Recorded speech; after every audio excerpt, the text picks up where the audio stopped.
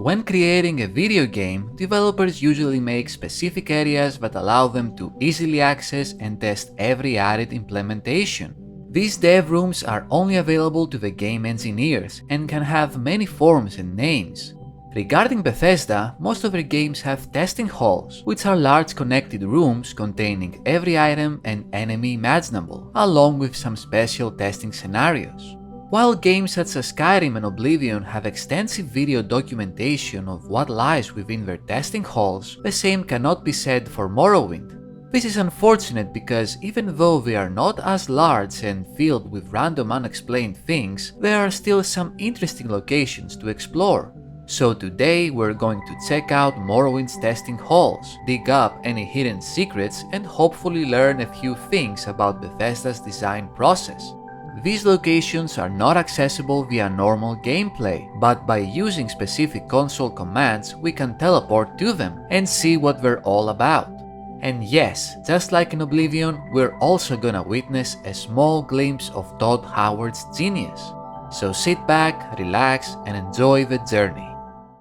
We begin the investigation by exploring rooms created to get a feel for Morrowind's interior design.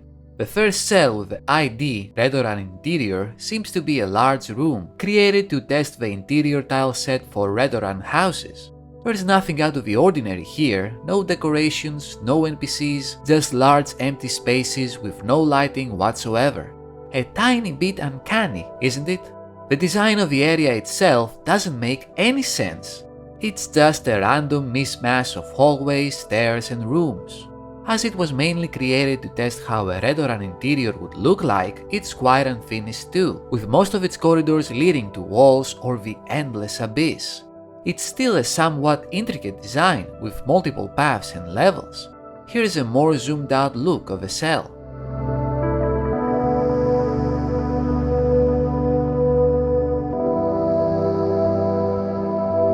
And here's the map for good measure. The next cell with the ID Redoran Interior 2 is pretty much the same, just another liminal maze of rooms with the standard interior textures repeated across the level, although the design feels a bit more simplistic than the first area. The rooms themselves are a bit more interesting though, with some of them even having bizarre wall decorations on them. They could have been used as doors or windows, but here they are just holes to peer into the darkness. This is what the cell looks like from a zoomed out perspective.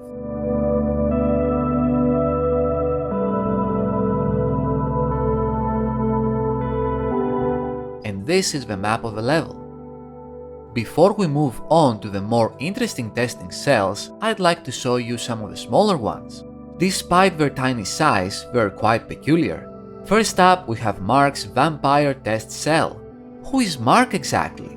I have no idea, since many Marks were working for Bethesda during Morrowind's development. My best guess would be Mark Nelson, a video game designer and writer, also known by the alias Blue Dev, hence the item named Blue Dev's Ring of Viewing.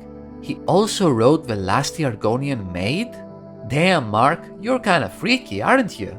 Anyway, Mark's Vampire Test Cell simply has two lovely generic vampires and a double bed. Nothing else of note here, and the vampires don't carry any unique equipment whatsoever. Obviously, we're meant to aggro them, contract porphyric hemophilia by their attacks, then use the bed to sleep and advance the disease to full-blown vampirism. That way we can test the whole transformation process and the dreams associated with it. But who would wanna do that? Being a vampire sucks. No offense to any vampire enjoyers out there. Moving on, we have an amazing testing cell called Ken's Test Hole. I really need to get my mind out of the gutter.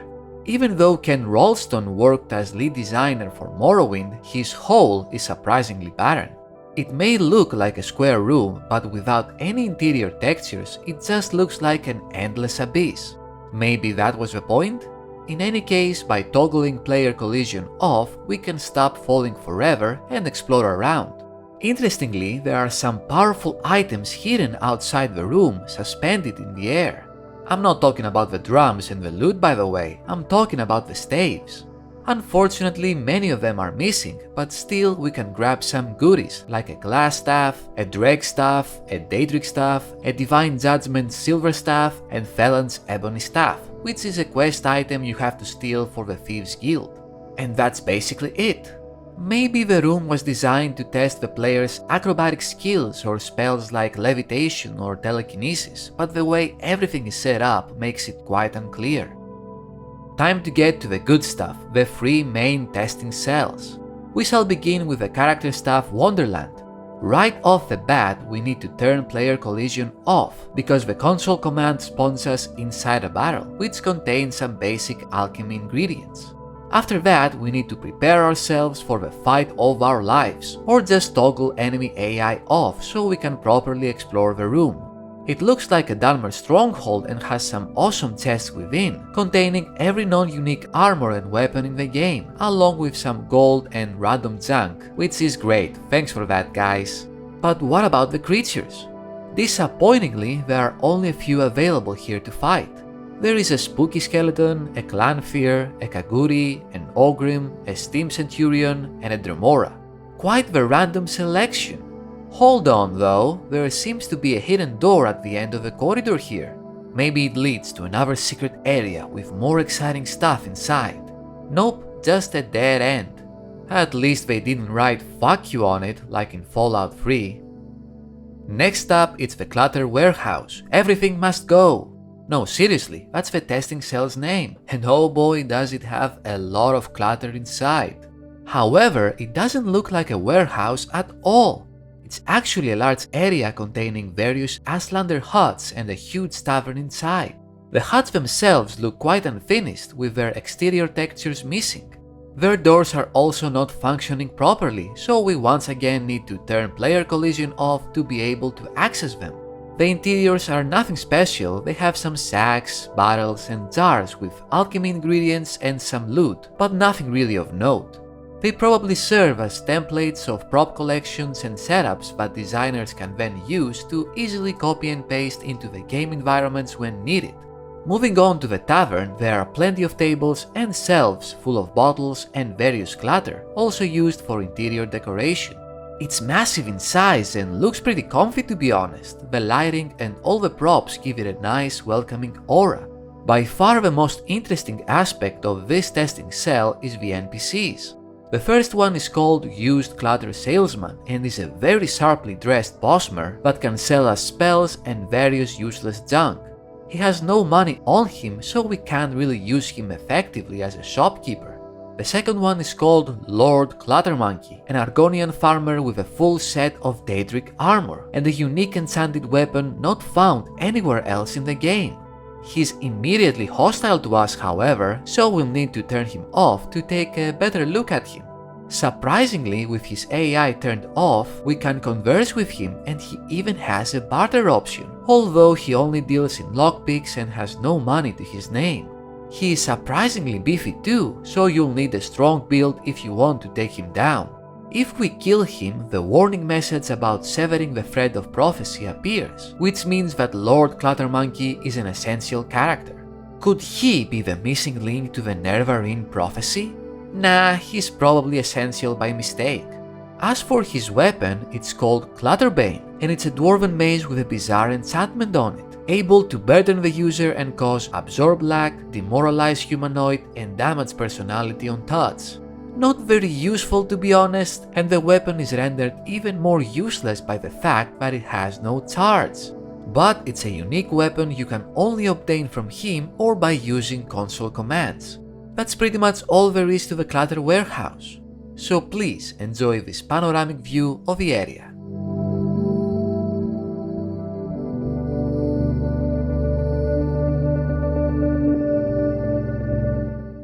Finally, we have the largest and most intricate testing cell yet, named Todd Test.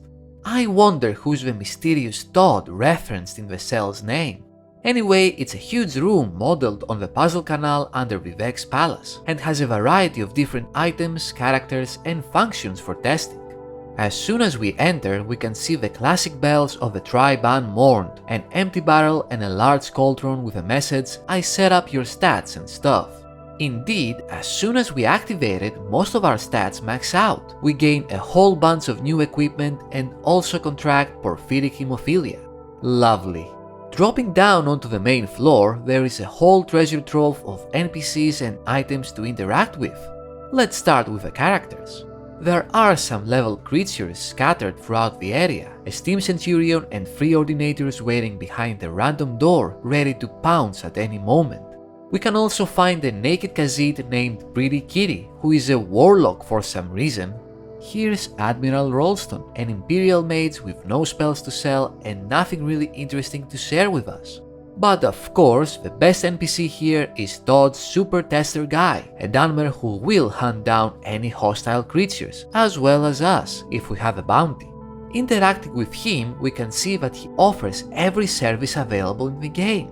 We can barter with him, buy spells, travel, create new spells, and enchant our gear, as well as train some of our skills and repair any equipment. But how is he able to offer all these amazing services?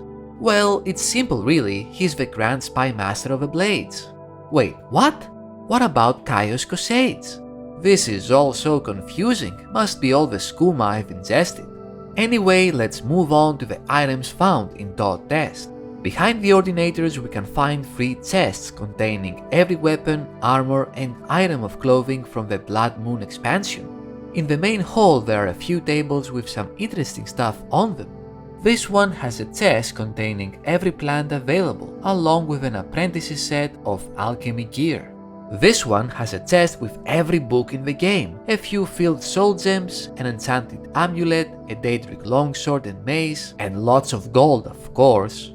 This one has a steel longsword, a few scrolls, and 2 of the most powerful items in the game, a Field Azura Star and the elusive Bitter Cup. On the second floor there are 2 chests, with one containing every unenchanted armor in Morrowind and the other containing every standard weapon. There are also 2 barrels meant to test the game's security skills. The one on the right can only be unlocked with a key found on top, and the one on the left must be lockpicked and disarmed before being able to open it. The large cauldron with the name I Test Sounds has a variety of different sound-related functions we can test, such as 3D effects and looping, but I couldn't get it to work properly. And that's all there is to it. The hovering door leads back to the beginning of a level and the secret corridor leads once again to a dead end. So that's the Todd Test area in a nutshell. And that's all the dev areas that have been found so far in the game. If you know of a cell that I didn't cover in this video, feel free to tell me about it in the comments below. Although Morrowind's testing halls aren't as extensive as Oblivion's or Skyrim's, they still offer some interesting insights regarding the development process of an Elder Scrolls game.